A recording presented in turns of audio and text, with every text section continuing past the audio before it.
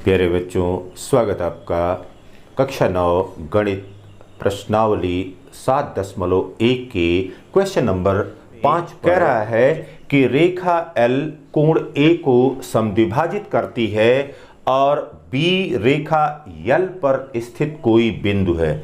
BP और BQ कोण A की भुजाओं पर B से डाले गए लंब हैं, तो हमको शो करना है या दर्शाना है कि कोण त्रिभुज ABP यह सर्वांगसम है त्रिभुज AQB के। इसी प्रकार से दूसरी बात हमको बताना है कि BP बराबर BQ है, अर्थात बिंदु B कोण A की भुजाओं से समदूरस्थ है। क्या क्या दिया गया है यहाँ पर, उस बातों को पहले लिख लेते हैं कि क्या बातें हमको दी गई है। पहली बात दी गई है कि रेखा L यह कोण A को समद्विभाजित करती है। इसका मतलब ये हो गया बेटा, यहां पर बनने वाला कोण और यहां पर बनने वाला कोण, यह दोनों क्या हो जाएगा, बराबर हो जाएगा। फिर आगे कह रहा है कि BP और BQ कोण A की भुजाओं पर B से डाले गए लंब हैं। तो दूसरी बात यहां पर पता चल रही है कि यह जो BQ यह परपेंडिकुलर है इस AQ पर परपेंडिकुलर है। इसी प्रकार से BP यह परपेंडिकुलर है इस AP पर। अब अगर परपेंडिकुलर है तो इस कोण का मान कितने के बराबर हो जाएगा, 90 अंश के बराबर हो जाएगा, और इस कोण का मान भी कितने अंश के बराबर हो जाएगा, 90 अंश के बराबर हो जाएगा। अब यहां पर ट्रायंगल हमारे पास बन रहे हैं, ये पहला त्रिभुज है और यह दूसरा त्रिभुज है। तो अब यहां पर देखिए त्रिभुज APB व त्रिभुज AQBC। ठीक, अब यहां पर देखिए बेटा कोण QAB यह बराबर हो गया कोण PAB। क्यों हो गया? क्योंकि रेखा L कोण A को समद्विभाजित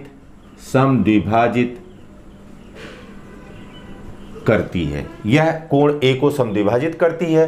फिर देखिए एंगल AQB यह बराबर हो गया एंगल APB,